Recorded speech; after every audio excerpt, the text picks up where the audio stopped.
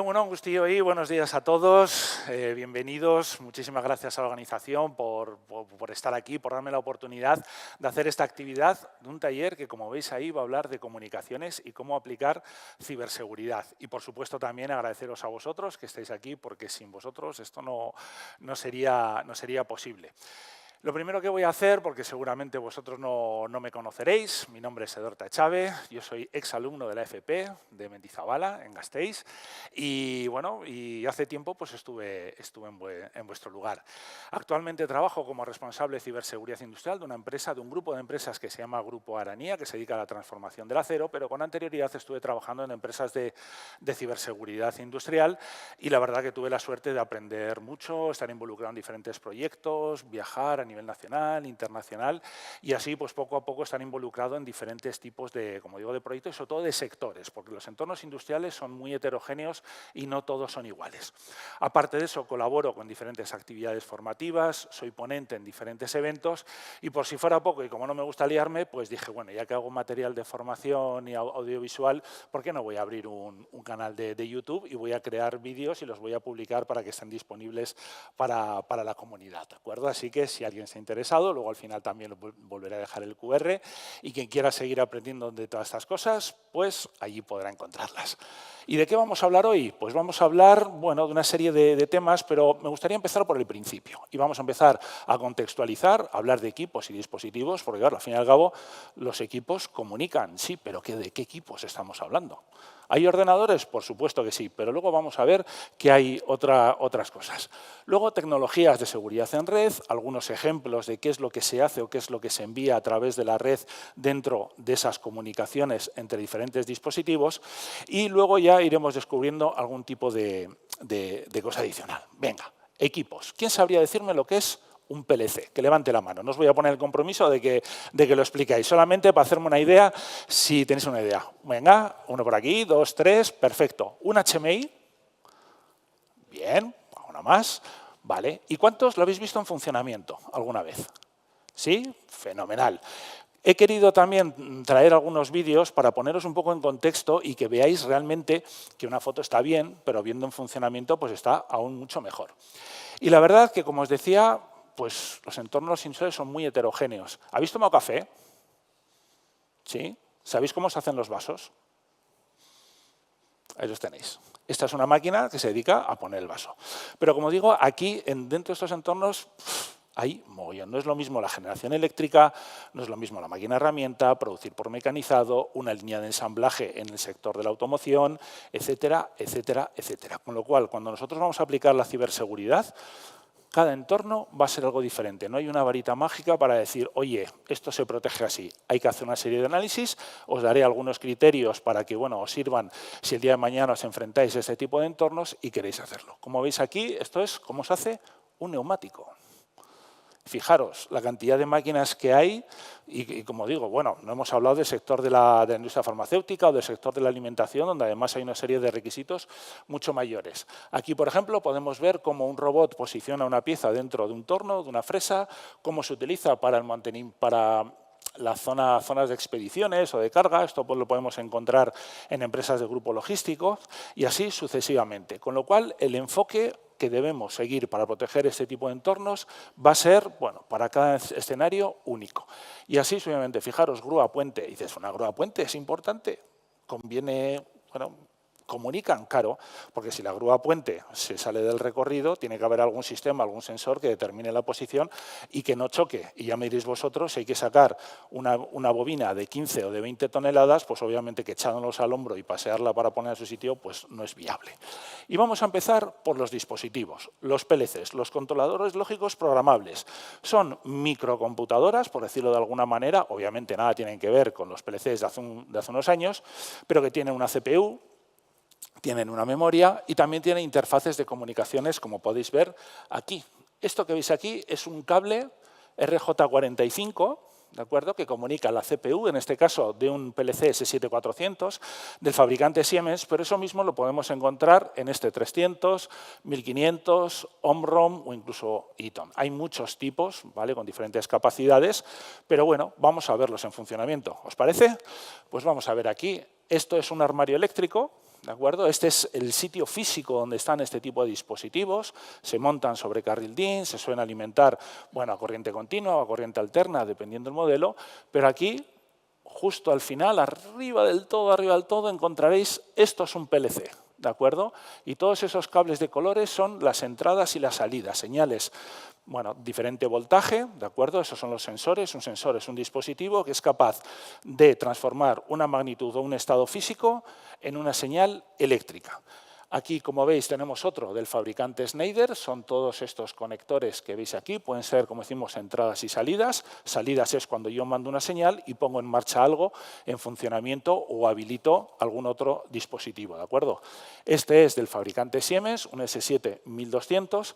Aquí podemos encontrar una pasarela, en este caso de ABB. Veis el cable cómo sale de aquí y va contra una cabecera. Estas comunicaciones, esas señales, no siempre son eléctricas. A veces podemos tener un dispositivo como el que hemos visto, una cabecera, y de ahí, por comunicaciones, llevarlas hasta un PLC. El PLC es único, no tiene nada para cableado, pero recibe todas esas señales a través de una red local de la propia máquina. Luego os contaré cosas que no salen que no se cuentan, que pasan desapercibidas, pero hay que tenerlo presente. Y ya por último, otro PLC, como veis aquí, un S7-400 de fabricante Siemens. Este es el entorno que os vais a enfrentar cuando queréis aplicar ciberseguridad en este tipo de entornos.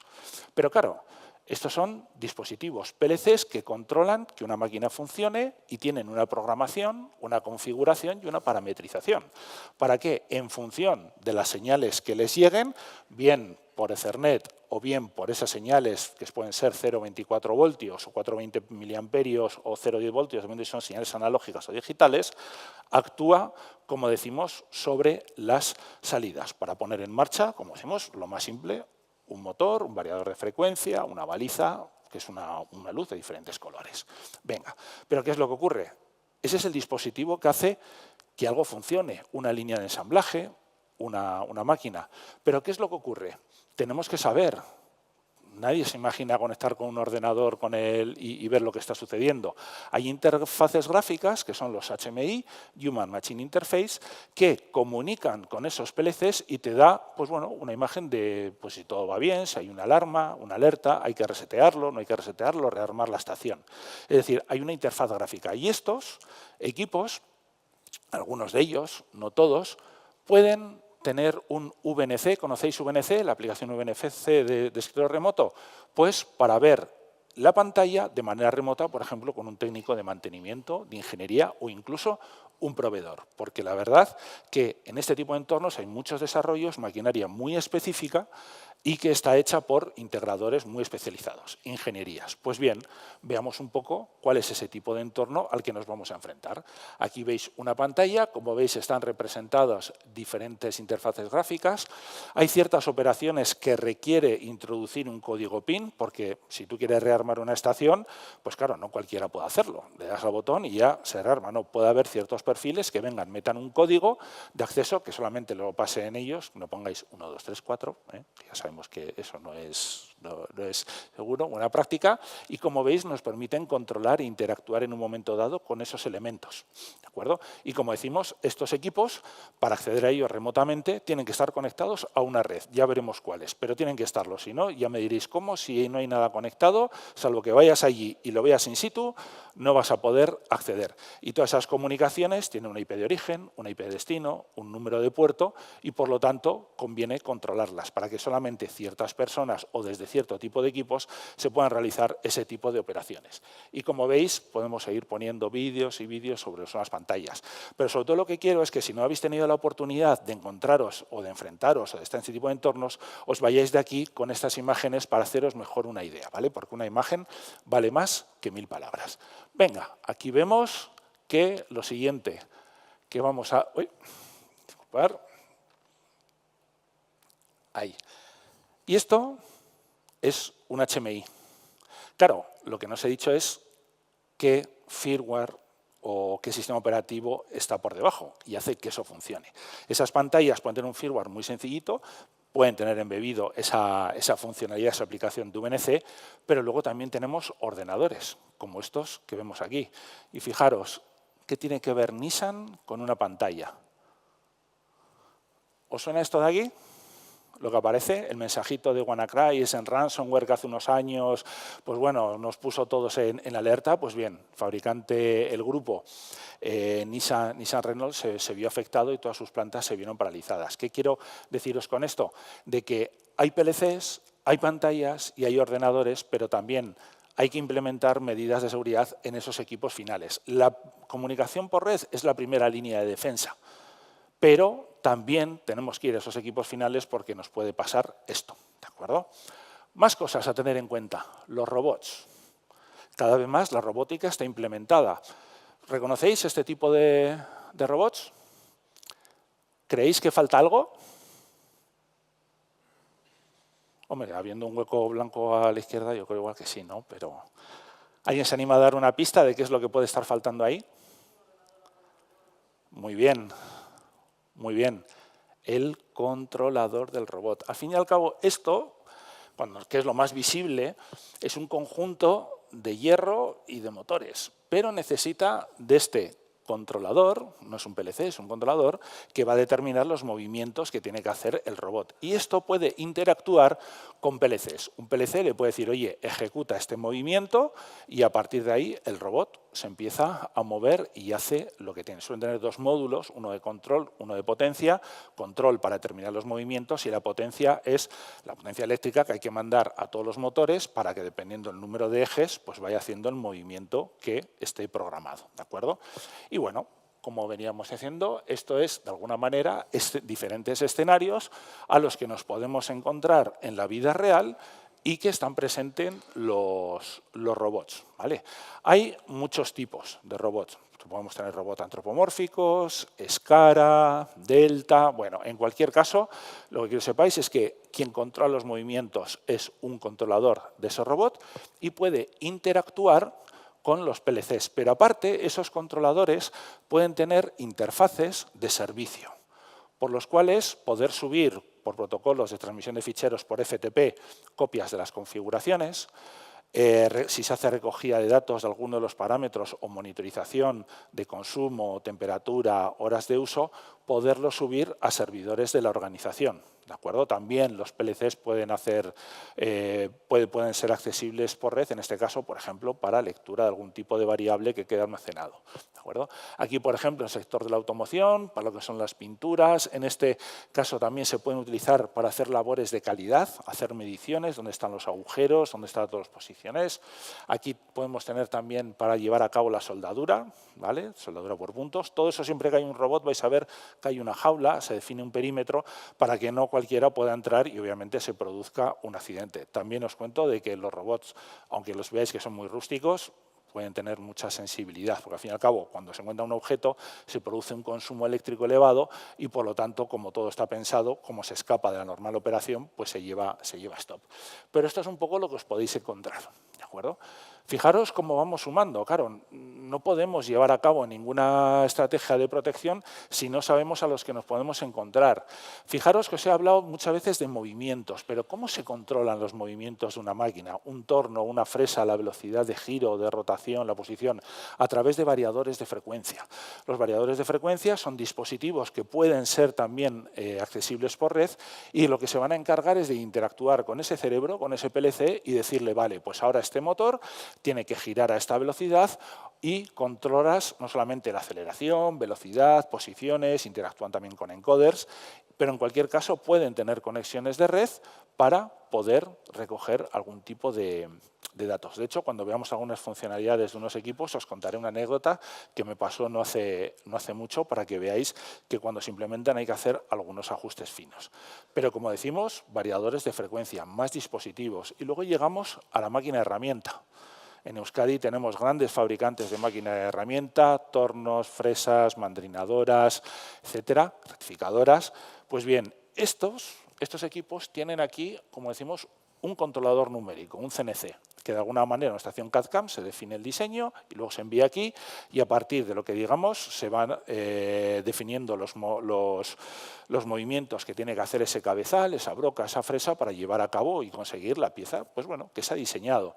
Pero estos equipos pueden tener sistemas operativos, por ejemplo, basados en Linux, basados en Windows, Y claro, y potencialmente pueden tener las mismas vulnerabilidades que puede tener otro equipo. Sí que es cierto que los desarrollos, hay muchos desarrollos propietarios, hacen algunos ajustes para que no sean las mismas versiones de los sistemas operativos que nos podemos encontrar o descargar de fuentes libres en el caso de Linux, ¿de acuerdo? Veremos algún ejemplo.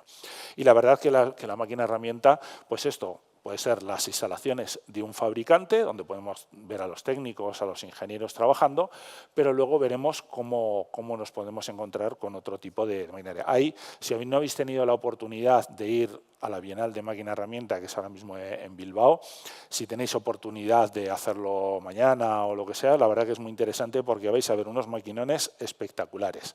Y luego vais a ver, si os tenéis, fijaros en los controles numéricos, cómo podéis ver si tiene algún teclado, le dais a la de Windows y vais a ver el sistema operativo que tienen y vais a ver auténticos últimos modelos de máquina con Windows 10, porque estuve el martes y bueno, al final, pues de formación profesional empiezas a mirar y te encuentras con eso. Entonces, esto también hay que protegerlo, ¿vale? Aquí tenéis un controlador numérico, en este caso es un torno, y la verdad que hay muchos fabricantes. Tenemos Heidenhain, Faur Automation, tenemos Fanuc, bueno, hay muchos fabricantes, pero lo que subyace por debajo no deja de ser un sistema operativo que puede ser accesible por red, ¿vale? Aquí veis en funcionamiento cómo van cambiando los números en función del movimiento que va haciendo el cabezal y al final llegamos a lo que es la tarea del mecanizado, ¿vale? Y aquí veis una muestra de lo que nos podemos encontrar. Esto es un controlador numérico de Heidenhain que, como veis, tiene el puerto 5900 abierto, el de VNC. Tiene el 123 por UDP para sincronizar la hora. Pero luego también tenemos el puerto 80. ¿Para qué? Para con un simple navegador web poder llegar a ver de manera remota pues, qué es lo que está sucediendo. Puerto 80, sin cifrar. El 443 no está. Entonces ni tan siquiera aplica HTTPS, ¿vale? Y eso es lo que tenemos que hacer a través de la red, controlar todo este tipo de accesos. Pues dicho esto, ya vemos lo que nos vamos a encontrar, vamos a entrar en la seguridad en las comunicaciones. Y aquí tenemos que tener presente estos dos modelos, el modelo de referencia OSI y TCP/IP, para que luego cuando hablemos de protocolos y de comunicaciones sepamos si nos referenciamos a nivel de capa 2, en lo que tiene que ver con direcciones MAC, mismas comunicaciones en el mismo segmento de red, nivel de red, direcciones IP, nivel de transporte, lo que son los números de puerto y sobre todo el nivel de aplicación, porque todos los protocolos, como puede ser Profinet, Modbus, Backnet, Ethernet IP, PowerLink Ethernet, todos trabajan a nivel de capa 7 del modelo de referencia OSI, ¿vale? Tenerlo presente. Entonces, cuando aplicamos seguridad a nivel de red, tenemos que tener muy presente lo que es una dirección IP, dónde está, lo que es una dirección MAC, ¿de acuerdo? Los números de puerto y si es TCP o UDP, veremos una captura de pantalla y luego a nivel de aplicación, el protocolo como trabaja a nivel de aplicación, podríamos tener protocolos como FTP, DNS, HTTP, HTTPS, SSH, etcétera, etcétera. Aunque realmente, como sabéis, esto es un modelo teórico, lo que realmente se utiliza es la pila TCP/IP. Pero esto es fundamental que lo tengáis presente porque luego vais a tener que configurar equipos como los que he traído aquí para que tengáis una imagen física de lo que estamos hablando, ¿vale? Con lo cual, decimos, ¿y qué tipos de comunicaciones hay entre dispositivos? Pues podemos tener comunicaciones horizontales entre mismos equipos, porque un PLC se puede comunicar con otro PLC, pero sobre todo lo que nos más interesa a nosotros son las comunicaciones verticales, que es cuando un servidor SCADA, una pantalla, quiere recoger datos del PLC que tiene aguas abajo y recoger un dato de una variable para luego representártelo en pantalla. O incluso un servidor de SCADA. ¿Vale? Un servidor SCADA ya no es esa pantalla, sino que ya es una aplicación informática que se instala en un servidor y nos permite, como digo, saber a gran escala el estado de las instalaciones. Entonces, aquí, en estas comunicaciones, es donde vamos a instalar algún tipo de dispositivo. ¿Quién sabría decirme de qué dispositivo podemos estar hablando? ¿Quién se anima? A ver, ¿algo he oído por ahí?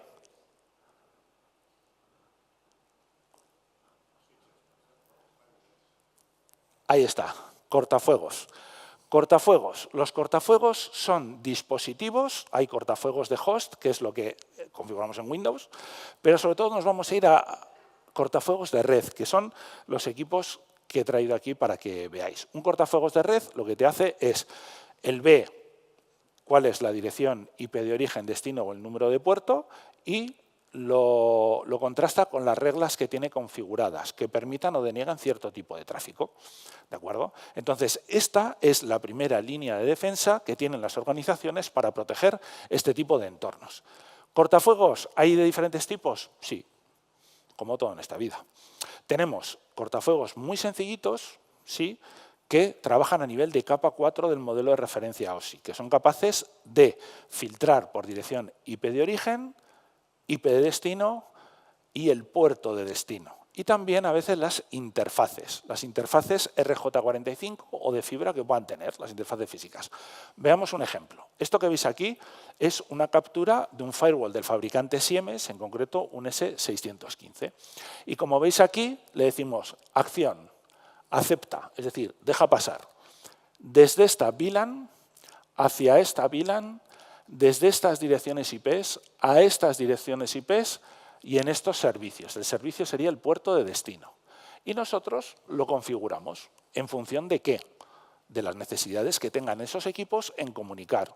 La necesidad que tenga un servidor SCADA de recoger cierto tipo de datos de la memoria del PLC o enviar un proyecto a un controlador numérico o decirle a un variador de frecuencia, oye, pues coge y hazte una copia y mándalo a algún sitio, ¿vale?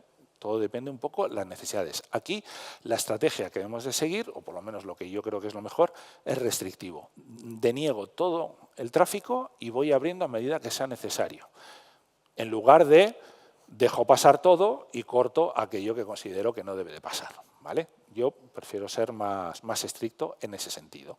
Pero luego vamos a tener otro tipo de equipos, que son lo que conocemos en algunos fabricantes como Next Generation Firewall, que aparte de todo lo anterior, tienen sistema de detección o de prevención de intrusiones, pueden hacer inspección profunda de paquetes y también analizar si se traspasa un código malicioso, ¿vale? Sistema de detección o de prevención de intrusiones. ¿Conocéis la diferencia? ¿Sí? ¿No? ¿Sí? ¿Veo alguna cosa como que dice que no? Perfecto. Un sistema de detección de intrusiones es un equipo quiere explotar, por ejemplo, una vulnerabilidad de un equipo de destino y un sistema de detección de intrusiones lo único que hace es, ostras, espérate, hay un intento de explotar una vulnerabilidad. Hace un log y te informa, pero no lo para. Un sistema de prevención de intrusiones ya toma la decisión y corta. ¿Qué pensáis que sería mejor, detección o prevención? ¿Cuál? Ambos, pero o uno u otro. Prevenir. Puede ser una buena estrategia, ¿no? Si ves algo malo, corta. ¿Puede ser mejor detección? Depende. ¿Y por qué depende?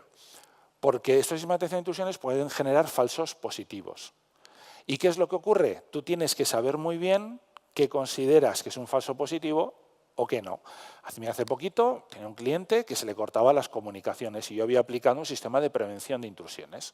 Pero ¿qué era lo que pasaba? Se estaba conectando a un controlador, a un C-Motion, que es un dispositivo de Siemens que lo que hace es controlar las velocidades de motores, por explicarlo muy sencillo. Entonces, ¿qué era lo que pasaba? Esta persona, este técnico, utilizaba una aplicación que era por software un osciloscopio, para saber en todo momento los consumos de energía que tenían pues, los motores. ¿Qué era lo que pasaba? Que había una firma del sistema de prevención de intrusiones que, como estaba mandando continuamente paquetes fragmentados, ¿vale? Porque eran valores muy cortitos, la firma lo estaba parando y tiraba abajo la comunicación. Y luego había muchas retransmisiones, porque por cada paquete que enviaba se recibía una confirmación. Entonces, lo que hay que hacer es una excepción. ¿De acuerdo? Mucha gente, sobre todo en este tipo de entornos, a materia de comunicaciones, hay mucho desconocimiento y una estrategia puede ser un sistema de detección.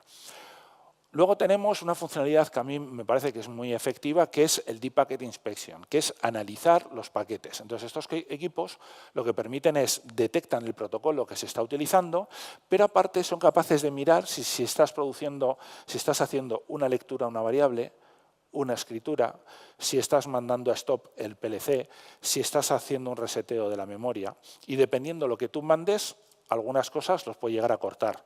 Yo puedo tener un equipo y represento la información y estoy recibiendo, o estoy haciendo lecturas de una variable, pero no permito la escritura. Porque si un atacante que consigue acceso a mi red me sobrescribe un valor que está a 0 ha estado en 1, pues puede alterar el normal funcionamiento. Con lo cual yo puedo ser capaz de hacer eso. ¿De acuerdo? Y luego ya por último tenemos el sistema antivirus. Es capaz de mirar el tráfico y si ve código malicioso, fenomenal. ¿Pensáis que es realmente efectivo esto, el antivirus? ¿Sí? A ver, que levante la mano, que no te veo. Ahí. ¿Sí? Vale. ¿Alguien está en desacuerdo? ¿Sabéis lo que es el cifrado extremo a extremo? Extremo a extremo es cuando el origen y el destino de la comunicación establecen una comunicación cifrada. Si esa comunicación es cifrada y tú tienes un cortafuegos en el medio, el cortafuegos lo que va a ver es tráfico cifrado, no se va a enterar. Con lo cual, aunque configuréis esto, puede no ser de mucha utilidad. ¿Y por qué os digo esto? Porque hay protocolos como PCUA que permiten cifrar las comunicaciones extremo a extremo. DNP3 también lo soporta, pero es un protocolo que en Europa yo no lo he visto, además en Estados Unidos. Pero, por ejemplo, Modbus tiene una versión Modbus Secure que tuneliza lo que es el tráfico en túnel SSH. ¿Vale? Entonces, Ethernet IP también lo soporta. Entonces, claro, pensar que hay que conocer la naturaleza de las comunicaciones para luego aplicar las medidas que realmente procedan. Y aquí os traigo un ejemplo, ¿de acuerdo? En este caso es el Deep Packet Inspection, la inspección de capa 7. Aquí, como veis, tenemos el protocolo OPC en su aplicación, en su uso HDA, y fijaros la cantidad de cosas que es capaz de detectar el cortafuegos, ¿vale?, dentro de este protocolo. Eso es como si dos personas hablan entre sí en euskera, tú identificas que es euskera, identificas el protocolo, pero luego además estás escuchando la conversación y en el momento que ves que una persona insulte a la otra, coges y lo cortas. Es algo así. Entonces, yo aquí puedo permitir solamente las lecturas, pero puedo denegar las escrituras. Y aquí, por ejemplo, tenemos Ethernet IP. Es otro protocolo, pero dentro de ese protocolo el cortafuegos es capaz de identificar todo este tipo de acciones. Y entonces, esas acciones nosotros podremos permitirlas o denegarlas en función de nuestro entorno, de nuestro contexto. ¿Sí? Y llegados a este punto, particularidades. No todos los cortafuegos son iguales. Como habéis visto en los vídeos del principio, tenemos armarios eléctricos. Y los cortafuegos que montamos a nivel de máquina o a nivel de red pueden tener algunas particularidades. ¿Sí? Particularidades que afectan, por ejemplo, a mayor rango de temperaturas. El armario está cerrado, puede hacer frío, puede hacer calor, y no es lo mismo que esté en un CPD, un centro de procesamiento de datos, con una temperatura constante. La alimentación puede ser otra. Estos equipos no van alimentados a 220 voltios, sino que pueden ir alimentados a 24 voltios o 48 voltios de corriente continua. Pueden tener doble fuente de alimentación de manera nativa, para que si una línea cae, el equipo siga encendido o siga funcionando con la anterior. Instalación en carril DIN, como puede ser el del PLC, entradas y salidas digitales. Estas entradas y salidas digitales lo que hacen es que a través de un bornero, si algo pasa en el cortafuegos, lo que haces es que se te ilumine, puedes sacar 24 voltios y ilumina una baliza, pero luego también puedes permitir o denegar ciertas comunicaciones en función de si hay una señal de entrada. ¿Eso qué quiere decir? Que si tú giras un selector, dejas pasar 24 voltios, un interruptor, para que veáis, entonces se aplican una serie de reglas. ¿Qué es lo que pasa? Que eso refuerza muchísimo más, porque claro, tiene que haber alguien físico entre las instalaciones que gire la llave y que deje pasar los 24 voltios. ¿Vale? Entonces, esas son algunas particularidades. Y llegados a este punto, vamos a ver algunos ejemplos que se producen y que yo puedo cortar con estos equipos cortafuegos. ¿Vale? Fijaros, aquí tenemos una captura de Wireshark, un sniffer de red, y lo que he detectado es tráfico LLDP. Este tráfico LLDP es tráfico multicast que utilizan protocolos como, por ejemplo, Profinet, para anunciar las características del hardware del equipo que está dentro de esa red Profinet. En este caso tenemos un modelo de comunicaciones 343-1 y, por lo tanto, estará conectado a un equipo S7300, un PLC del fabricante Siemens. ¿Sí? Esto no es que lo cortemos a nivel de red, pero sí que existe. ¿Por qué? Porque en el momento que vosotros os conectáis o alguien tiene acceso físico a un switch, arranca el Wireshark, esto los equipos lo mandan de manera autónoma, de manera automática. Con lo cual ya te puede servir, o le puede servir a un atacante para hacerse una idea de qué equipos tienes en tu red, la versión de hardware que tienen, la versión de firmware, número de serie, etcétera, etcétera. Con lo cual, aunque hablemos de comunicaciones, pensar también en la seguridad a nivel físico, ¿vale? Más cosas a tener en cuenta. Aquí tenemos S7, protocolo propietario de Siemens. ¿Qué se está mandando por ahí? ¿Qué veis? Correcto, una consigna de parar el PLC.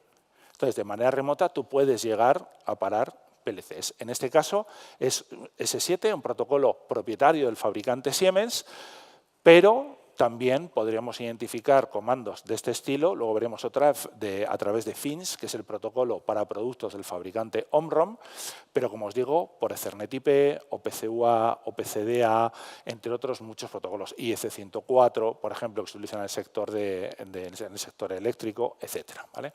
Más cosas. Aquí, por ejemplo, BACnet. BACnet es un protocolo que se utiliza para edificios inteligentes para controlar comunicaciones en sistemas de aire acondicionado, iluminación, ascensores. Pues aquí tenéis un ejemplo de lecturas, ¿de acuerdo?, de diferentes campos, por ejemplo, de entradas analógicas, valores, etcétera. ¿Vale? Aquí podemos tener valores booleanos, temporizadores, contadores, etcétera, etcétera. Simplemente lo que quiero que veáis es diferentes ejemplos de cosas que se pueden mandar a nivel de red y que es obligatorio el tener que tomar medidas para cortarlo. Y ya por último, el protocolo FINS del fabricante Omron. Veis que se puede, en este caso hemos visto lo mismo, pero con equipo Siemens y otro con fabricante Omron, ¿vale?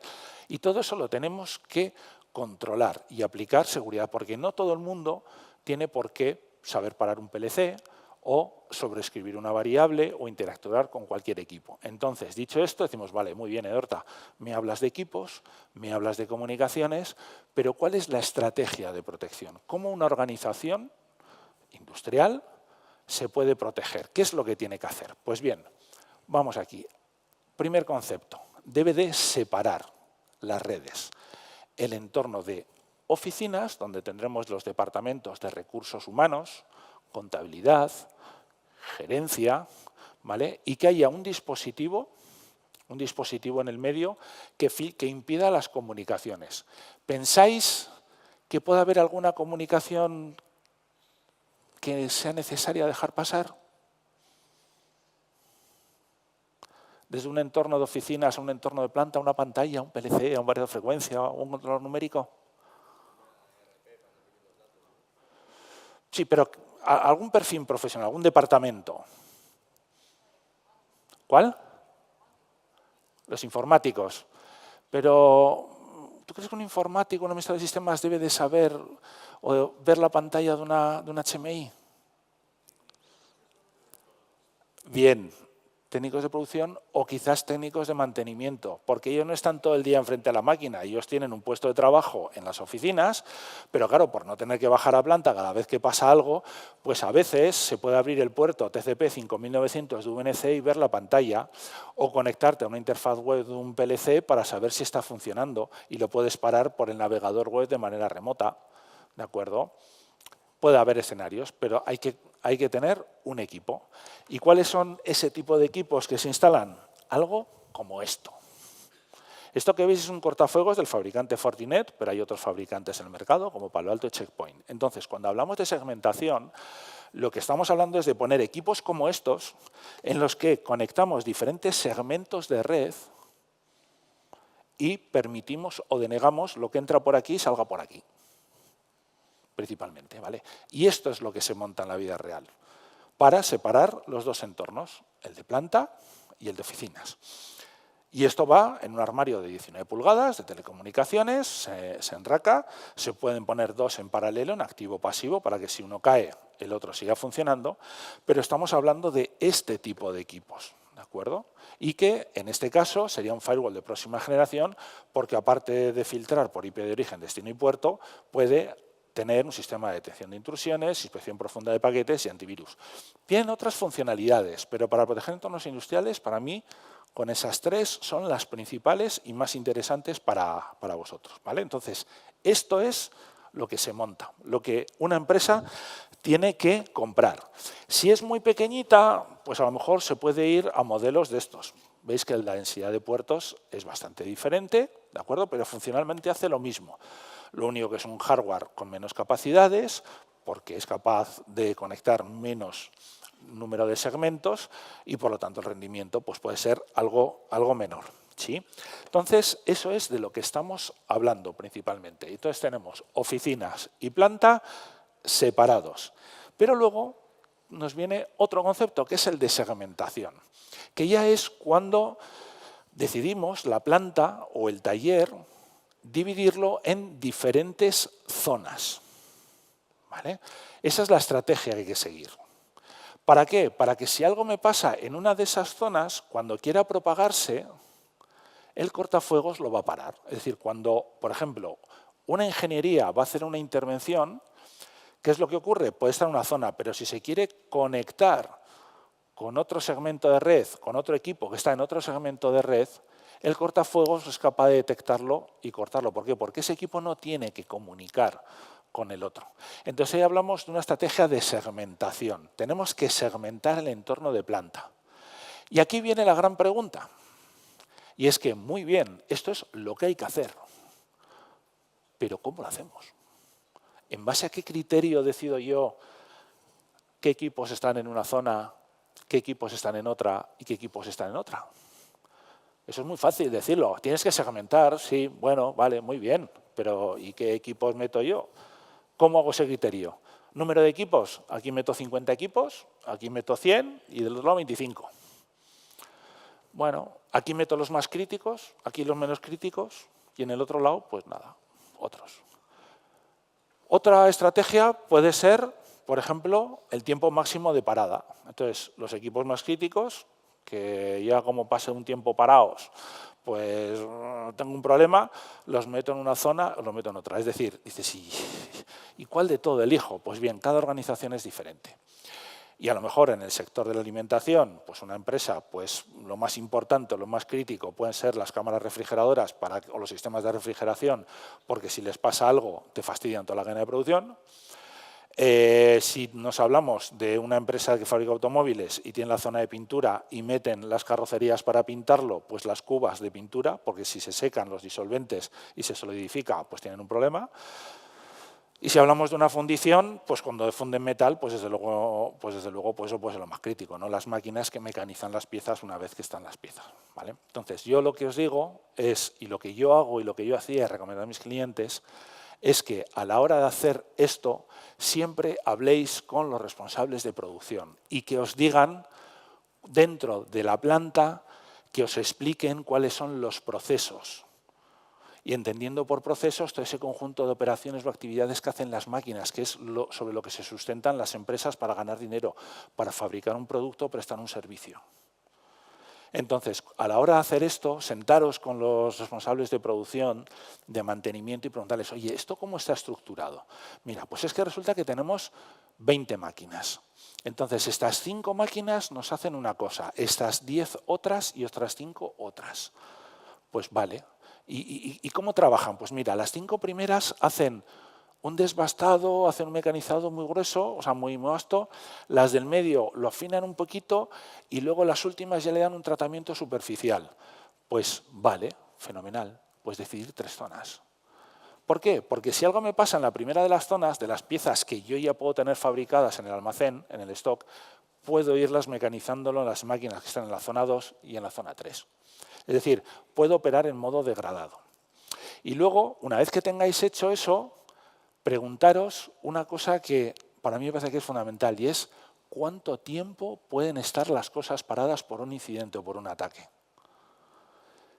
Y dice, nosotros podemos estar parados 24 horas como máximo. Si estamos más de 24 horas tenemos un problema. ¿Por qué? Porque todos los días vienen camiones a llevarse la mercancía que hemos fabricado. Vale. Pues entonces pensar y diseñar las zonas en las que el tiempo que vais a tener para recuperar todos los equipos o que todo esté funcionando esté por debajo de esas 24 horas. Entonces, tú ya has identificado los equipos que tienen que estar ahí. Decimos, ¿y yo cuánto tiempo tardo en recuperar esto si me han entrado hasta la cocina y me han parado algo? Porque la seguridad al 100% no existe y el riesgo cero tampoco. O sea, esto no es decir, 100% seguridad, ya lo siento, pero no. Siempre puede surgir algo. Dentro de 6 meses una nueva vulnerabilidad o un incidente. Entonces, pensar en eso. En cuánto tiempo máximo podéis recuperar los equipos y, por ende, la compañía retomar la normal actividad. ¿Vale? Eso es fundamental. Con lo cual, si vais a hacer un diseño de arquitectura segura, si vais a definir una estrategia, hablar con la gente de producción, de mantenimiento, que van a ser los que van a salir corriendo y enteraros bien cuáles son los procesos, qué es lo que hacen las máquinas. Y a partir de ahí, una vez que lo tenéis identificado, decir, ¿cuánto tiempo? Porque claro, tú puedes hacer esa separación de 3 zonas de las máquinas que hemos hablado, pero si resulta que las del medio, ese grupo de 10, si les pasa algo, tardáis más de 24 horas, quizás esas 10 la tenéis que dividir en 2 de 5. ¿Por qué? Porque recuperar las 10 máquinas si pasa algo, ojo, hablo de 10 máquinas, pero todos los sistemas coligados, ordenadores, estaciones de ingeniería, todo lo que pueda haber por ahí, ¿vale? Coger y decir, no, es que si algo pasa, tardo 36 horas. Pues si tardo 32 horas en recuperarlo. Pues entonces esas 10 máquinas voy a hacer 2 grupos de 5 y entonces como un grupo de 5 puedo tardar 16 horas en recuperarlo y está por debajo de esas 24 que son el límite, puedo efectuar un diseño. Y a partir de ahí decidimos los segmentos de red a utilizar, ¿vale? Es decir, la teoría está muy bien, pero luego la práctica nos puede condicionar mucho. Y luego tendremos aspectos relacionados con la microsegmentación, ¿vale? O la segmentación a bajo nivel. Se me olvida deciros que obviamente hablamos de equipos finales, pero hay también servidores, ¿vale? Servidores de ficheros, de bases de datos, servidores SCADA, entonces también deberemos de definir una zona para esos equipos. Y luego, por último, también lo que decía la microsegmentación. Y es que puede haber situaciones en las que tengamos que aplicar medidas adicionales porque son equipos muy delicados o críticos. Y entonces, llegados a este punto, lo que tendremos que hacer es montar equipos como estos que vemos aquí. Que estos son cortafuegos, pero se montan en carril DIN, ¿vale? Como veis por detrás, tienen un bornero para alimentar a 24 o 48 voltios, porque no tiene nada que ver con esto. Esto es lo que tenéis que montar y de ahí que os enseñase los armarios eléctricos para que conocieseis el entorno donde van montados estos equipos que podemos poner, por ejemplo, por delante de una zona. Entonces, este tiene 2 RJ45, un conector lo llevo a la red de planta y otro aguas abajo a toda la maquinaria.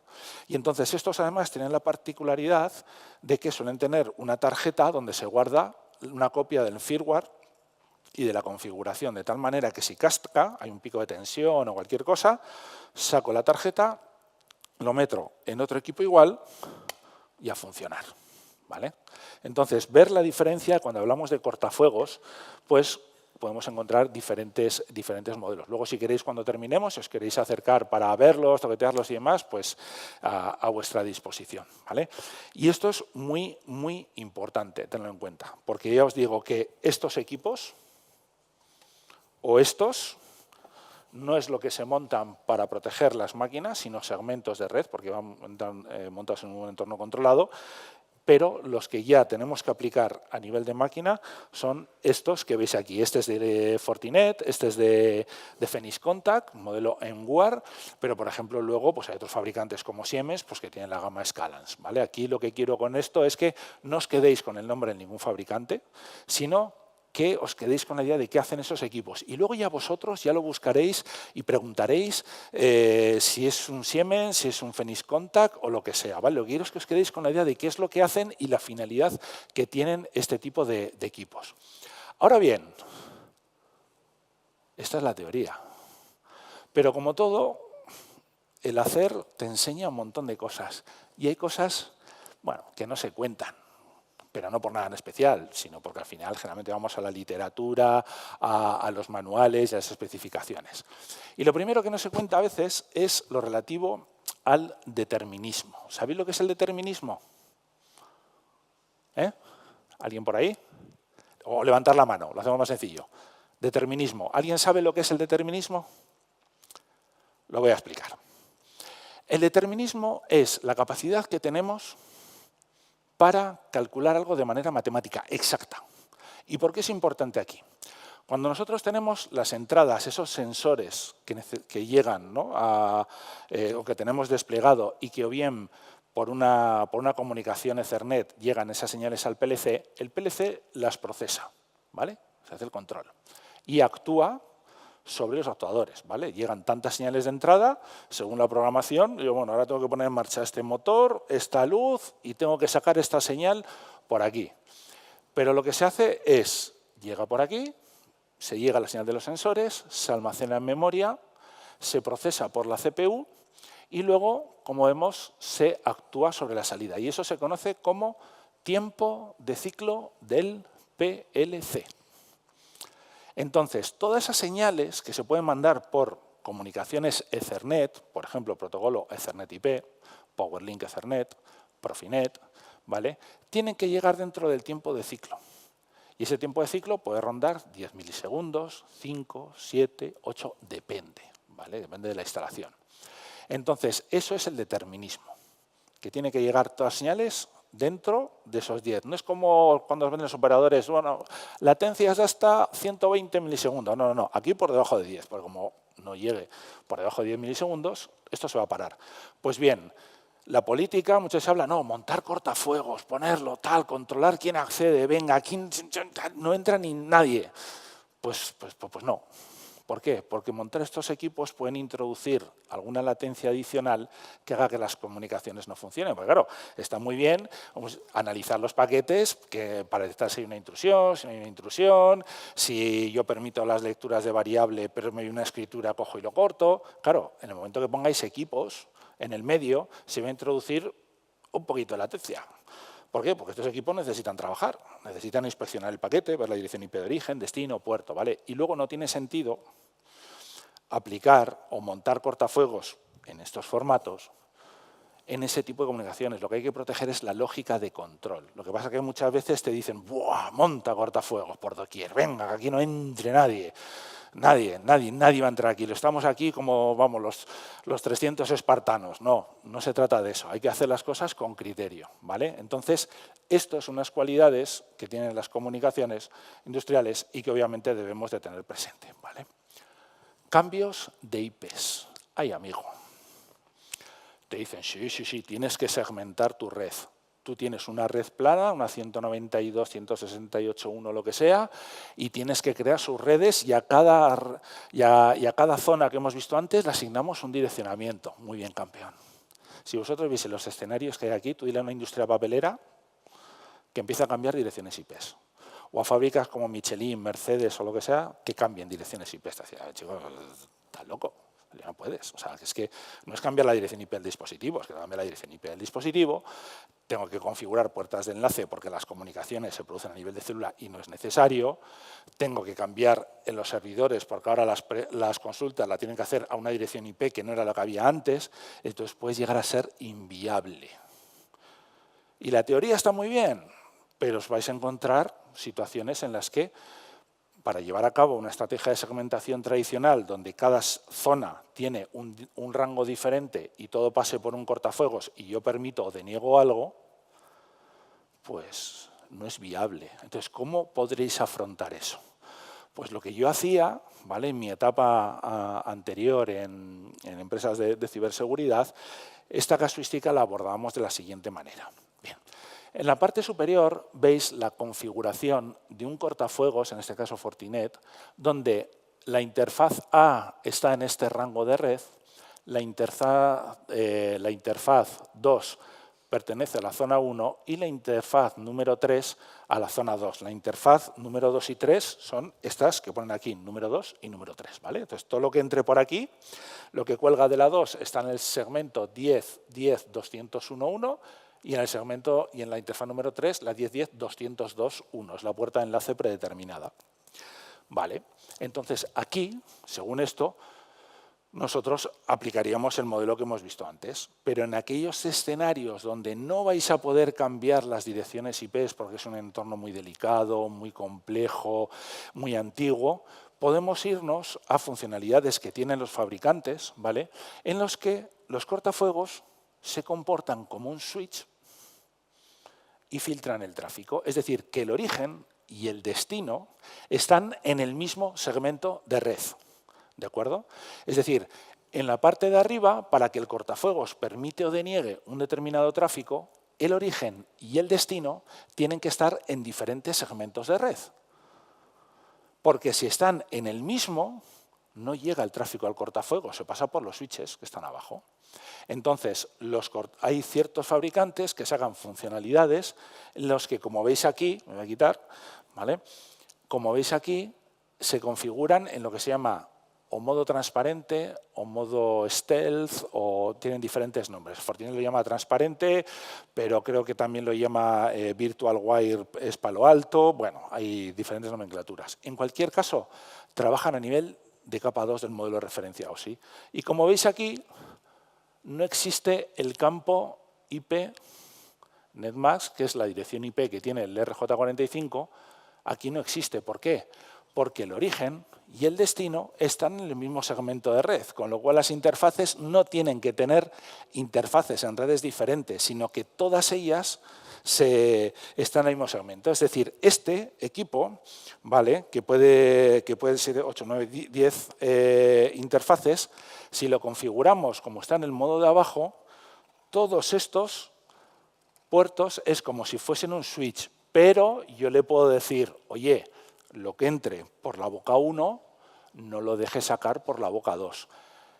Un paquete tendrá la IP de origen y la IP de destino, están en el mismo segmento de red, ¿vale? Entonces, a la hora de querer implementar seguridad en este tipo de comunicación, este tipo de entornos, recurrir o preguntar, llegado el caso, si no podéis cambiar las direcciones IP de los equipos finales, que sepáis que existe tecnología que la podemos configurar para que el cortafuegos trabaje. Los cortafuegos que conviene, bueno, que se puede utilizar sería equipos como estos, ¿vale?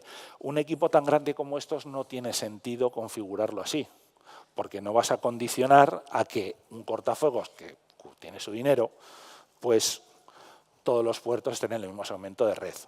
Lo que tienes que hacer es que este lo configuras en este modo tradicional, como funciona este cortafuegos, y ya los equipos que tengas aguas abajo, en todo caso, los configuras en modo transparente, ¿vale?, que los montas en los armarios eléctricos y demás. Entonces, estas es las estrategias que se pueden utilizar.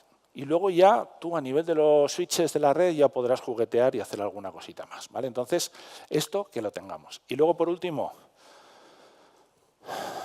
esto no es gratis. Y muchas veces nos focalizamos, y estoy seguro que focalizaréis en cuestiones técnicas o tecnológicas, pero todo tiene un precio en esta vida.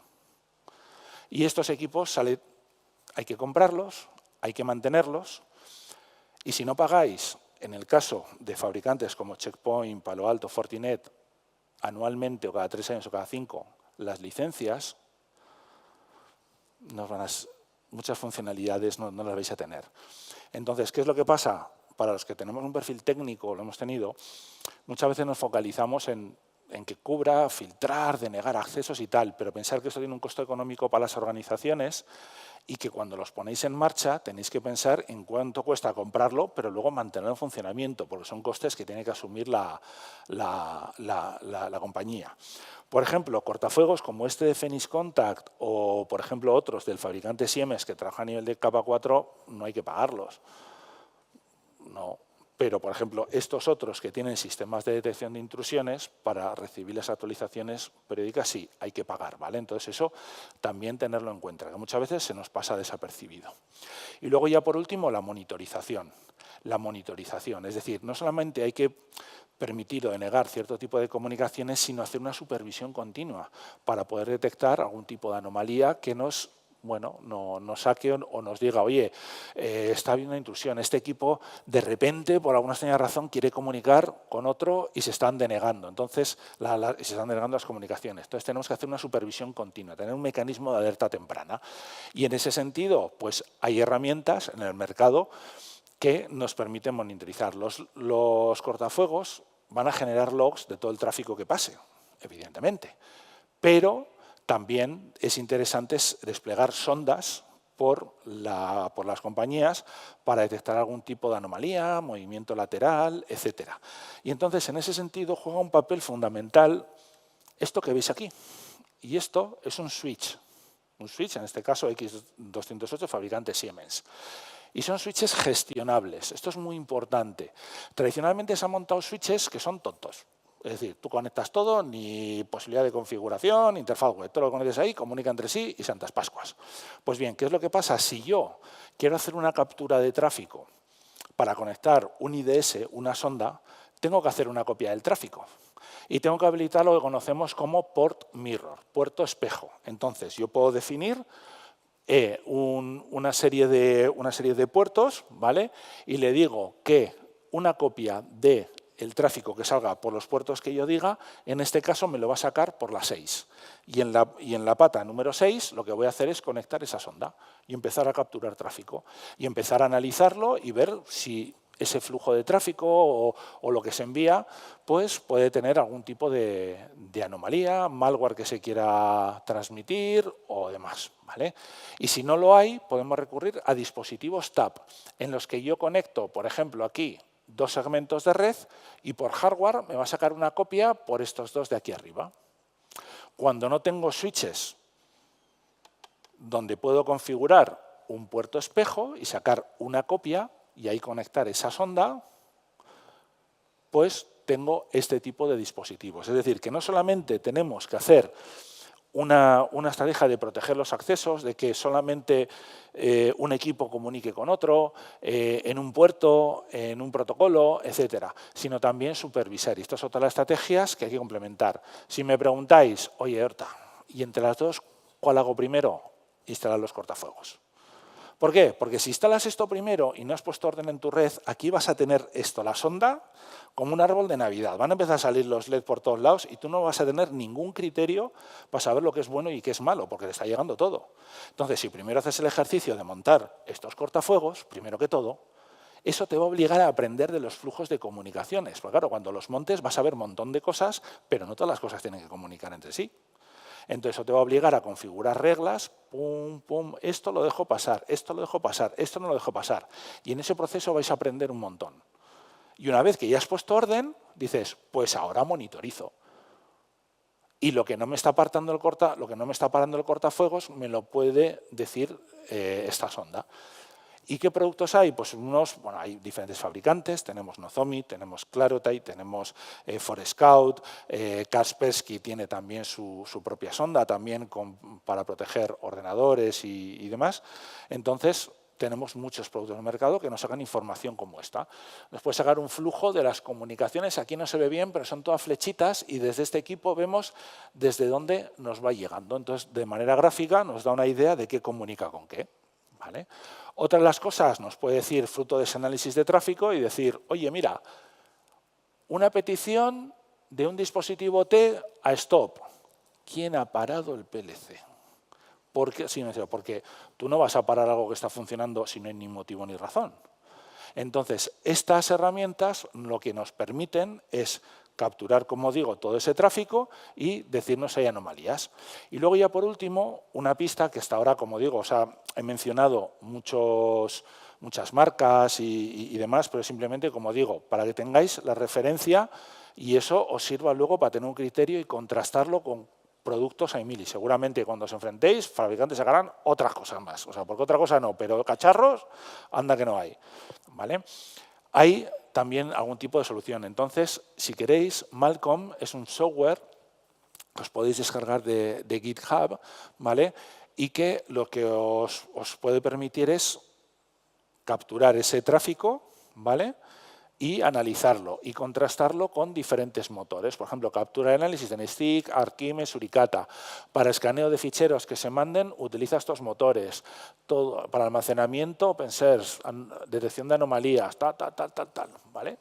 Y eso os lo podéis tanto en vuestros centros o vosotros simplemente por curiosidad, porque aparte incorpora unos disectores, unos plugins para interpretar protocolos industriales como puede ser Modbus, Ethernet IP, S7, entre otros, ¿vale? Entonces esto es un recurso gratuito, ¿no?, que os podéis descargar y montaros en casa a vuestro laboratorio si queréis ver cómo funcionan este tipo de soluciones, ¿vale?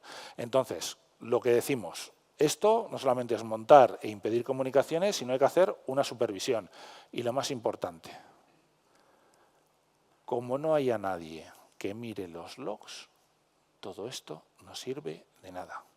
Las empresas se gastan mucho dinero en montar soluciones muy costosas y luego no tienen un SOC, no tienen ningún analista con los conocimientos para saber los dashboards, los paneles de control, la información que te sacan, ¿vale? Entonces, todo esto hay que supervisarlo y hacer una gestión. Y esto, porque os lo cuento, que cuando trabajéis y veis organizaciones, habrá que buscar un tiempito para ver los logs, si se han denegado paquetes, si hay alguna anomalía. Luego hay opciones de configuración para automatizarlo, que te mande un correo, si vuestra empresa contrata los servicios de una empresa especializada de ciberseguridad para monitorizarlos, avisan, etcétera, etcétera, ¿vale? Pero es muy importante. Y ya nos acercamos al final y no quería terminar sin hacer un breve repaso de las principales conclusiones a la hora de proteger este tipo de entornos. Primero que todo, cuando vayáis a un sitio, saber de la tecnología. PLCs, pantallas. ¿Por qué? Porque si no sabéis lo que hay, ni cómo funciona, ni cuál es su propósito, no vais a entender nunca las comunicaciones que pueden establecer o no. Si son en tiempo real, si no son en tiempo real, si es un PLC y me conecto con un ordenador para volcarle el programa, si estoy haciendo una monitorización de la recogida de variables, si me conecto a un variador de frecuencia para ver los movimientos que está controlando, o una pantalla, etc. Luego, saber de comunicaciones, de que todo lo que tiene que ver con los identificadores, IP de origen, destino, puerto, protocolos que pueda haber, para luego saber cómo configurar todos estos equipos que hay aquí, porque luego estos equipos habrá que ir a la parte de regla y decir, desde esta dirección IP a esta otra, en este puerto, déjalo pasar. Y esto no. Y sobre esto, además, voy a hacer un análisis a nivel de capa 7 y le voy a aplicar un sistema de prevención de intrusiones en lugar de detección. ¿Por qué? Porque resulta que ahí están todos los PCs que están en planta para que los operarios vean las órdenes de fabricación. Es que si no os podéis poner a configurar equipos de estos si no sabéis lo más básico. Y lo más básico es que esa dirección IP por detrás hay un equipo que funciona de determinada manera, que tiene una serie de características. Luego, los criterios a la hora de desplegar, separar los dos entornos, segmentar y a la hora de segmentar ir a preguntar a los responsables de producción, que os enteren, que os cuenten de primera mano cuáles son sus necesidades, cómo está todo organizado, porque al fin y al cabo vosotros lo que vais a hacer con esto es impedir que algo o alguien de una manera intencionada o no intencionada pueda alterar los procesos industriales, que es con la que las empresas ganan dinero. Esto va de que las empresas no dejen de fabricar o no dejen de un producto o un servicio. Y eso puede impactar en su negocio, ¿de acuerdo?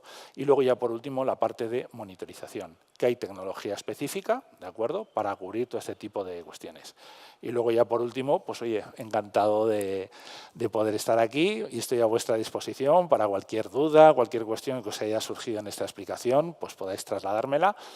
Y si no, agradeceros y por supuesto aquí está mi LinkedIn, si queréis que estemos en contacto, mandéis una invitación y si queréis estar al día de algún material que pueda producir algún vídeo que os pueda ayudar en vuestro trabajo, en vuestra formación. También tengo un blog que se llama Enredando con Redes, no me ocurra mucho el tema de los polos, como podéis comprobar. Sí, si lo buscáis por ahí o por mi nombre, Dorta Chávez, os aparecerá y si os puede servir de utilidad, de los artículos que he escrito o de los vídeos que saque de aquí en un futuro, pues ahí está para la comunidad. Y nada, encantado de haber estado aquí, de haber compartido con vosotros un poco todas esas experiencias, anécdotas que he podido tener, que os sirvan de utilidad en aquí a un tiempo. Y nada, si hay alguna pregunta en la sala, adelante. Sí.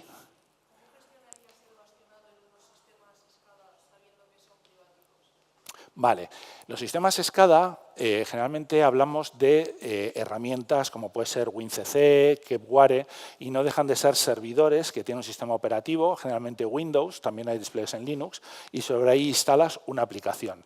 Pues bien, la estrategia para proteger este tipo de entornos es basado principalmente, por ejemplo, en whitelisting, listas blancas, en las que tú defines los procesos que se ejecutan en ese servidor, lo metes en una lista blanca y solamente esos son los que se permiten ejecutar, o sea, los que se permiten funcionar.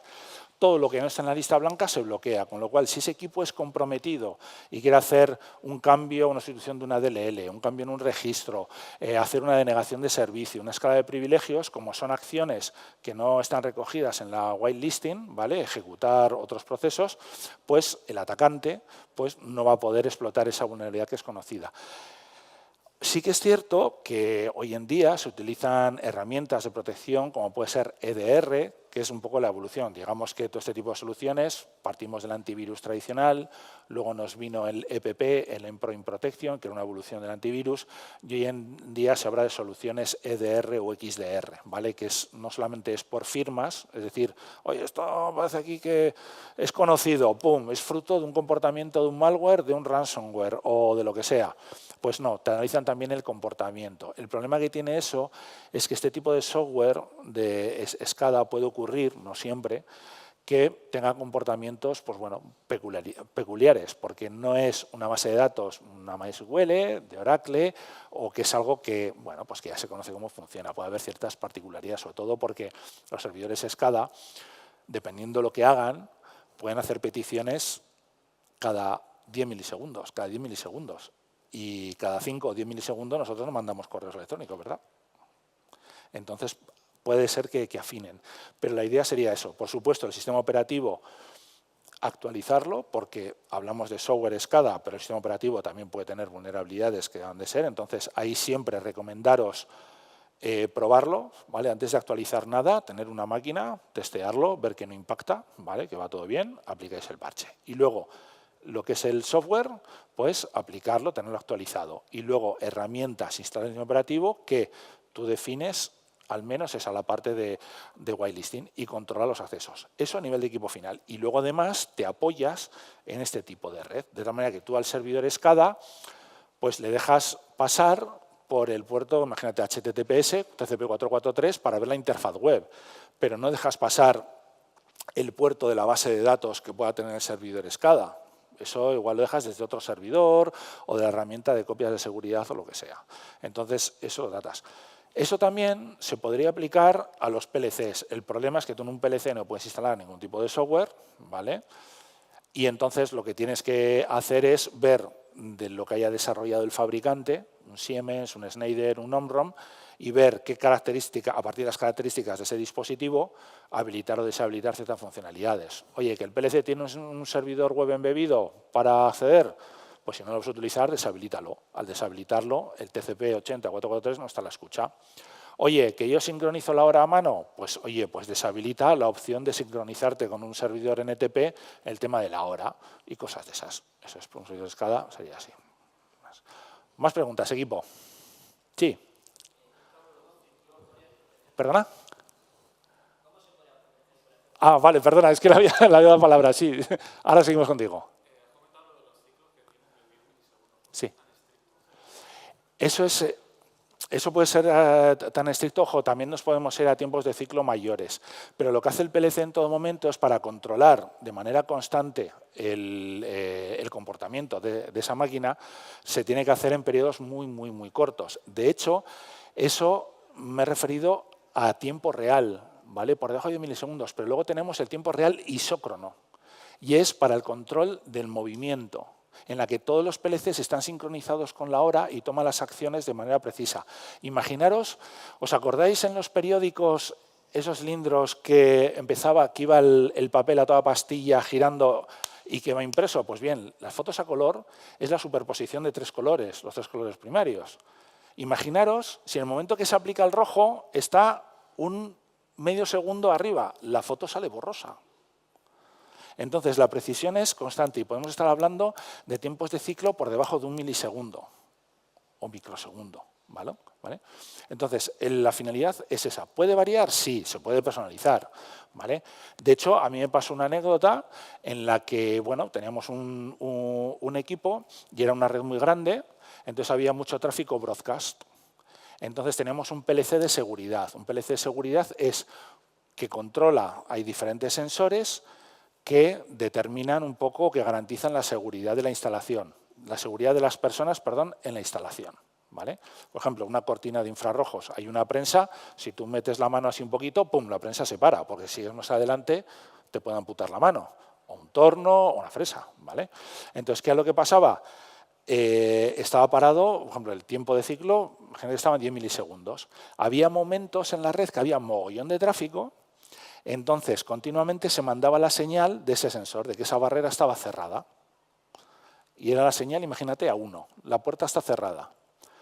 ¿Qué es lo que pasa? Que si aquí, cuando viaja la señal a través de la red hasta el PLC de seguridad, tarda 11 milisegundos, este PLC ya ha hecho un tiempo de ciclo, como no ha recibido la señal de 1, entiende que es 0. ¿Cómo lo interpreta? La puerta se ha abierto, la instalación se para. Y al pararse la instalación, dices, ahí va, ¿por qué se ha parado la grúa? ¿Por qué se ha parado esto? ¿Qué ha sucedido? Vas a rearmarlo y no puedes, porque sigue habiendo mogollón de tráfico en la red. Entonces, ese tiempo se determina y es tan pequeñito para que si se produce algún evento anormal, pues se pueda detectar y la máquina se pueda llegar a parar o te salga un mensaje de error. Bueno, las combinaciones pueden ser muchas, pero siempre suele ser tráfico en tiempo real, o sea, comportamiento en tiempo real por debajo de 10 milisegundos, lo típico. Pero esto puede haber casos que te puedes ir a 15, 20 milisegundos o incluso menos, depende, pero es así. Por ahí arriba.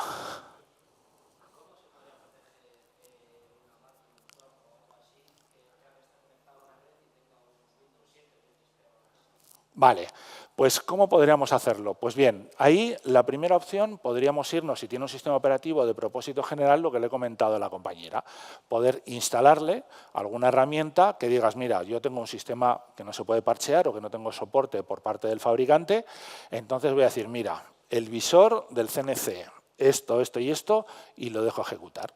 ¿Vale? Y entonces, esa puede ser una opción, pero te pueden decir, no, mira, deja el control numérico, que es el Windows 7, que no tenemos soporte, mírame, no me toques, no, esto ni tocar. Vale, pues entonces podemos hacer lo que se denomina en el ámbito es medidas compensatorias. Entonces, te puede ser a nivel de red. ¿Y qué es lo que puedes hacer a nivel de red? Pues bien, el sistema de prevención de intrusiones tú lo puedes personalizar y una de las opciones es el sistema operativo. Entonces, si tú sabes que el sistema operativo es Microsoft Windows, tú puedes crear una regla para decir, oye, todas las vulnerabilidades que haya desarrollado, imagínate, Fortinet o Palo Alto o Checkpoint, del sistema operativo Windows, páralas, bloquéalo. Es decir, que se comporte como un sistema de prevención de intrusiones. Entonces, tú de esa manera lo que haces es cuando viaje, imagínate un atacante o alguien que tiene acceso a la red, quiere acceder a ese controlador numérico, como por delante puede tener un equipo de estas características, llega aquí y dice, uy, esto es un exploit para Windows. No lo dejo pasar. Al no dejarlo pasar, ese exploit no llega al equipo final que tú no puedes tocar, que sigue siendo vulnerable, y te para el ataque. El problema es que, claro, si estamos hablando de una máquina, te tendrás que ir a un equipo de estos para montarlo en el armario, ¿vale? Donde tenga más próximo o dentro para meterlo en carril DIN, alimentarlo con lo que es el bornero en carril DIN. Un equipo de estas características no te valdría, ¿de acuerdo? A ver, funcionar te va a funcionar. Pero claro, en este tipo de entornos pueden ser muy hostiles, puede haber polvo de suspensión, pues, igual no puedes tener tomas libres a 220, etcétera, ¿vale? Pero entonces lo mejor es utilizar la tecnología adaptada. ¿Un equipo de estas otras características te podría valer? Te podría valer hasta cierto punto, controlar los accesos, ¿vale? Hasta capa 4, IP de origen, destino y puerto. No te haría esa inspección de flujo del tráfico que sí te hace productos de estas características, ¿vale? Ahí tendrías que jugar, con lo cual, si lo tuviese que hacer yo, primero que todo, me iría a nivel de red para tocar lo menos posible el equipo final Y luego, si tengo esa funcionalidad, pues también. Luego no lo hemos comentado, pero también puede ocurrir, una estrategia es que tú puedas definir un servidor de salto, ¿vale? Es decir, que es un equipo en la red que tú lo controlas, le instalas una solución corporativa antivirus o de ciberseguridad y entonces lo que haces es controlas el acceso desde esa estación y solo permites los cambios en esos equipos desde esa instalación. Con lo cual, si alguien quiere llegar a esos equipos vulnerables, lo primero que tiene que hacer es comprometer este equipo. Un equipo que puede ser más nuevo, con un sistema operativo con soporte, un Windows 11 o un Windows Server, lo que sea, protegido, que igual lo puedes meter en el dominio porque lo has montado tú y robustecerlo y aplicar bastiones de Jaren. Y desde ahí ya por red permitir que llegue al equipo final. Compañero, creo que ibas a decir alguna cosa, ¿sí? Ah, vale, perfecto. Sí, que es que al final es lo que tienes. Yo por de formación profesional me alargo. No os preocupéis. Agradeceros muchísimo el tiempo. ¿Alguna pregunta más? ¿Sí? Vale, yo empecé primero a tener curiosidad. Si no eres curioso, olvídate. Y bueno, tuve la suerte de empezar a trabajar en la fábrica de Mercedes, en Vitoria, en la parte de IT, y luego cambié al departamento de ingeniería que lleva un proyecto de ciberseguridad y me puse a aprender. Y bueno, tuve la suerte de que por mi trabajo pues en contacto con la gente de mantenimiento y me preocupé en aprender lo que he tratado de hacer hoy es lo que hice yo para llegar hasta aquí, ¿vale? Aprender de las tecnologías, ser curioso, cómo funciona un robot, veía cómo interactuaba con los PLCs. Claro, al principio cuando vi un PLC me quedaba como cuando das las largas en una carretera como Arcal y ves una liebre, ¿no? Pues te quedas así, todos los LEDs parpadeando en verde, súper bonito todo. Y empecé. Una vez que hice eso, aparte sí que yo venía de la FP de Sistemas Informáticos y de Teleco, con lo cual me preocupé primero o mi perfil está orientado a comunicaciones, a redes. Me saqué una certificación de Cisco, el CCNA, hice un posgrado en la Universidad Pública del País Vasco y entonces ya, una vez que supe ese conocimiento de redes, tuve la posibilidad de trabajar aquí, ¿vale? Y aprendí de tecnologías. Me compré libros de diferentes autores, de sistemas de control, de automatización, porque esto es un mundo. Luego seguí aprendiendo, me hice un curso de robótica, también me acuerdo en Egivide, que lo impartía una persona que trabajaba en Mercedes, y aprendí de robótica. Y así fui haciendo. Y poco a poco pues me fui aventurando. Me descargaba el software de diferentes fabricantes, me los instalaba, veía otras opciones, venga, tía, aporta el Step 7, tal, venga, un hardware, ¿qué opciones tiene? Venga, pues habilitar el servidor web. Y así, entonces yo empecé con la parte de redes, porque al final hoy en día todo comunica con todo, pero saber conocer de los equipos. Una vez que ya supe eso, pues claro, empecé a trabajar en empresas de ciberseguridad. Y claro, iba donde mis clientes y claro, tenía que hacer diagnósticos, auditorías, labores de consultoría. Entonces me empecé a aprender sobre los procesos industriales, que es un mundo también, ¿eh? Bajo el sector de la automoción tenemos just in time, just in sequence, producción por mecanizado, veía la maquinaria, entonces empecé a indagar un poco lo que es todas esas estrategias que hay de producción. Yo me he encontrado sitios en lo que lo más importante para la organización es una impresora. Una impresora. Claro, porque es que si esa impresora no sacaba impresos los códigos de barras, no se podía garantizar la trazabilidad del lote, producto, número de serie. Entonces, había 3 impresoras. No era una máquina ni un robot, no, eran las impresoras. ¿Vale? Y ahí fue un poco lo que empecé a hacer. También me sirvió mucho, y igual esto, bueno, no sé si igual no es muy políticamente correcto, no lo sé, pero bueno, yo lo comparto, me ayudó mucho a cambiar de trabajos, porque con cada trabajo, con cada compañía me relacionaba con diferentes personas, aprendía, tenía otros proyectos, otros clientes, ¿vale? Entonces eso me enriqueció mucho. También perfeccionar el inglés, fundamental. Toda la documentación, estándares y demás, todo viene en inglés, con lo cual eso, hacer un esfuerzo por aprenderlo, da palo, ¿vale? El ponerte a hablar o que ves alguno y tal, pero bueno, hay que hacerlo, ¿vale? Eso también. Y bueno, y también viajar. Yo al final, yo he trabajado en compañías donde la mitad del mes me lo pasaba en Madrid. Y tuve que hacer ciertos sacrificios que, con fin de ir mejorando, de ir aprendiendo, de enfrentarme a nuevas situaciones, salir de mi círculo de confort, porque igual hoy me sale una oportunidad mejor, que también es cierto que con cada cambio, cada oportunidad, pues tratamos de mejorar. Al final, oye, pues todos trabajamos, ¿no?, por tener un sueldo, una calidad de vida, y eso me sirvió también para mejorar en ese sentido. Y claro, al final cuando trabajas en esto, los proyectos están donde están y las empresas están donde están. Y he tenido que ir a Sudamérica, he tenido que ir a Canarias, he tenido que ir a Cataluña, Madrid, he estado en minas, en plantas de ciclo combinado, en plantas fotovoltaicas, empresas de toda la automoción.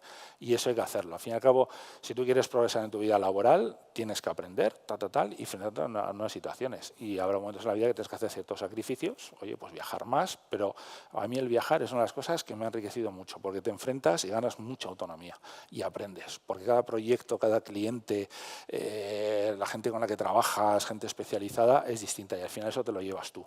Y eso poco a poco te va a servir para, bueno, para ir asumiendo nuevas responsabilidades, nuevos roles y que vayáis progresando en vuestra vida profesional, no queda otra. Podéis estar en una empresa 20 años, 15 años, 10 años haciendo lo mismo, con la misma gente, con la misma tal, pero vas a conocer muy bien ese entorno. Yo, por ejemplo, en Mercedes estaba muy bien, horario de 7 a 3, tal, tenía mi sueldo, pero decidí romper y meterme en empresas de servicios y fui aprendiendo y hoy en día pues ocupo este rol de responsable de ciberseguridad industrial para un grupo de empresas que somos más de 1000 personas, con oficinas comerciales en Latinoamérica. En Europa tenemos 5 plantas de producción, tanto en Eslovaquia como en Euskadi y Navarra, y bueno, y eso es poco a poco lo que hay que hacer. Y también es interesante saber qué es lo que más me gusta, qué es lo que más os gusta. Porque la ciberseguridad industrial, seguridad ofensiva, defensiva, hay muchas ramas. Tratar de localizar con aquello que más os guste, porque siempre vais a estar más motivados. Y si tenéis que hacer un esfuercillo pues, para aprender o así, dar más tiempo por hacerlo, pues siempre vais a tener otra cosa que si solamente lo hacéis por un buen salario. Yo es lo que hago. Pues ya digo, entender de redes como formación, aprender continuamente y en este caso de ciberseguridad industrial, de las tecnologías, ¿vale?, de qué es lo que hacen, procesos industriales, para luego con toda esa visión armar esos puzzles y poco a poco ir progresando. Y eso es un poco lo que he hecho a lo largo de estos más de 17 años, una cosa así. De hecho, yo hice el módulo de FP bastante tarde, porque por circunstancias de la vida no tuve la oportunidad de aprender. Y luego siempre, pues, a seguir avanzando y aprovechar las oportunidades que os da la vida. Y también debo reconocer, aunque eso igual a las empresas no les gusta, el hecho de cambiar siempre de manera ordenada, dando tiempo a hacer los relevos y avisando con tiempo, pero el hecho de cambiar de empresas me ha enseñado muchísimo y he tenido mucha suerte, la verdad que sí, de rodearme y tener la oportunidad de trabajar con gente que sabía mucho. Cosas como así. Sí. Más cosas, más preguntillas, sí. El tiempo, ¿cómo se puede calcular el tiempo de recuperación de un equipo? Vale. Pues eso puedes hacer ensayos previos, ¿vale? Es decir, un entorno controlado y cronometrar. Venga, ¿cuánto tiempo me lleva? ¿Qué cosas tengo que hacer? Yo tengo que recuperar un equipo. ¿Qué necesito? Una copia, un backup, fichero de configuración, ficheros de las licencias, importante, porque podemos tener los ejecutables, pero si no tenemos las licencias no hacemos nada. Y entonces es simplemente cronometrar. Yo lo que te diría es, a la hora de hacer antes de hacer nada, planificar. Vale, yo tengo que recuperar este equipo. ¿Qué es este equipo? Un PLC, un servidor SCADA, una estación de ingeniería, ¿qué es lo que tengo? ¿Y qué pasos tengo que seguir? Taca, taca, taca, taca, taca, taca. Y te montas un guión. Venga, empiezo a las 10 de la mañana. ¿Dónde está? Tal, tal, tal, tal, y vas haciendo. Y al final, cuando ya tengas ya todo listo, dices, ¿a qué hora termina? ¿Cuánto tiempo me ha llevado? 6 horas. Vale, pues si este equipo falla, ya sé que voy a tardar 6 horas. Ahora bien, ¿qué es lo que tengo que hacer o cómo puedo mejorar para que en lugar de 6 horas sean 5, sean 4? La copia, perfecto. La copia, ¿dónde la guardamos? En tal fichero, en tal ruta. Vale, ¿con qué nomenclatura? Esta. Y la última siempre va a ser la última versión. Perfecto. Entonces, en lugar de ponerte a buscar, está aquí, venga, navego, llevo, tal, no. Si alguien necesita algo, está ahí. Y vas a tiro fijo. Raca. Y luego lo aplicas. Y a partir de ahí, cronometras. Pero siempre, antes de hacer nada, identifica el equipo, qué necesita ese equipo para funcionar, configuraciones, licencias, sistema operativo, imágenes de disco, y a partir de ahí ármate un guión, siempre con una marca horaria, temporal, ¿vale? Y aunque parezca una tontería, pero fijaros en el uso horario, porque veréis que a lo largo del mundo hay diferentes usos horarios. Entonces, si trabajáis en alguna empresa que está en diferentes partes del mundo, pues puede ser diferente. Digo, parece una tontería, pero ya me he enfrentado a eso. Entonces, tomas ahí y dices, venga, empezamos hasta ahora, y haces un simulacro. Incluso es recomendable que cada X tiempo, un año o lo que sea, oye, pues hacer un simulacro de recuperación para que el día que tengas con perdón la expresión, el marrón, pues tardes lo menos posible. Y de esa manera hacerlo. Ojo, cada dispositivo requiere de una serie de procedimientos. No es lo mismo recuperar un servidor, una sección de ingeniería, que un PLC. Para recuperar un PLC, pues igual tienes o sea, tú puedes recuperarlo, cargar el programa, pero ¿qué es lo que pasa? En el momento que ese equipo ha fallado, puede haber ciertos valores en memoria. Entonces, antes de hacer cualquier acción sobre el PLC, lo que suelo hacer es para la instalación. Ahí está el PLC. Cojo, hago una imagen con todos los valores que tiene en memoria, contadores, temporizadores, palabras, dobles palabras, depende de lo que maneje, y me lo guardo. Y aquí ya me hago la copia. Y entonces, ¿qué es lo que pasa? ¿Por qué? Porque si yo no hago eso y recupero el equipo, todos esos valores van a estar a cero, porque no hay valor. Tú, un encoder que te cuenta las vueltas que va a dar y si conoces la posición de un motor, dónde está o dónde deja de estar, claro, está a cero. Entonces, la máquina, ¿en qué punto se paró? ¿Cómo lo recupero? ¿Vale? Puede haber ciertos matices, no es tan trivial ni tan sencillo. Pero siempre, como digo, ordenar, identificar el equipo. Naturaleza, un guión, paso por paso, y pon en marcha el cronómetro, y así eso te va a ayudar a luego determinar, si tienes un problema, un incidente, cuánto tiempo vas a tardar en recuperarte, dependiendo del alcance que puedan llegar a tener. Eso es. Más cosas, más preguntas. Pues si no hay más preguntas, muchísimas gracias a todos por venir y espero que haya sido de vuestro agrado.